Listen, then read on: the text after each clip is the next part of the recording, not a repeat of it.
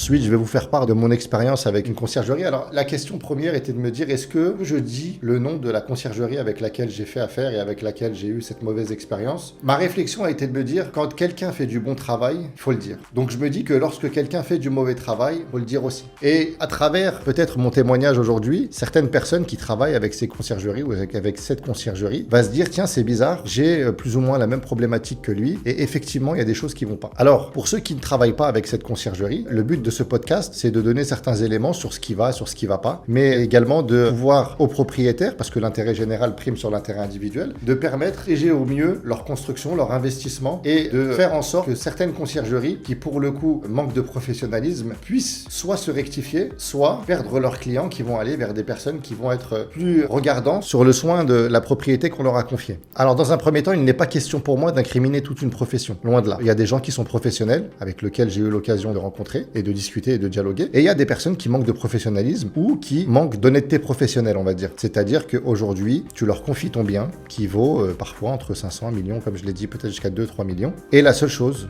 qu'ils vont faire, c'est faire un check-in, check-out, poster une annonce sur Airbnb et Booking et récupérer un certain pourcentage sur le chiffre d'affaires. Alors, ma première incompréhension vis-à-vis des agences aujourd'hui qui facturent sur Marrakech a été le pourcentage que ces agences prennent, qui est généralement basé à 20% sur le chiffre d'affaires. J'aurais totalement compris que ces 20%-là soient ponctionnés et soient pris sur le bénéfice. Mais que tu prennes 20% sur ma facture d'électricité, sur les charges de mes salariés. Parce que oui, la plupart des conciergeries gèrent vos biens, mais vos salariés restent vos salariés. Votre cuisinière, votre femme de ménage, votre gardien est à la charge du propriétaire. La conciergerie ne met pas en avant une équipe toute faite qui va venir et qui va vous aider dans la gestion ou qui va les aider plus ou moins dans la gestion de cette maison ou de votre bien. J'aimerais comprendre pourquoi, lorsque je paye ma facture d'électricité, lorsque je paye ma facture d'internet, lorsque je paye de l'entretien pour de la restauration d'éléments qui ont été usés et ceci étant lié à la location, d'accord? Donc si un bien a été détérioré pendant la location, la conciergerie, l'agence est censée récupérer une caution liée à la restauration des dégâts. Pourquoi l'agence prend-elle 20% de ce chiffre d'affaires et non 20% des bénéfices? 20% des bénéfices m'aurait semblé plus honnête, puisque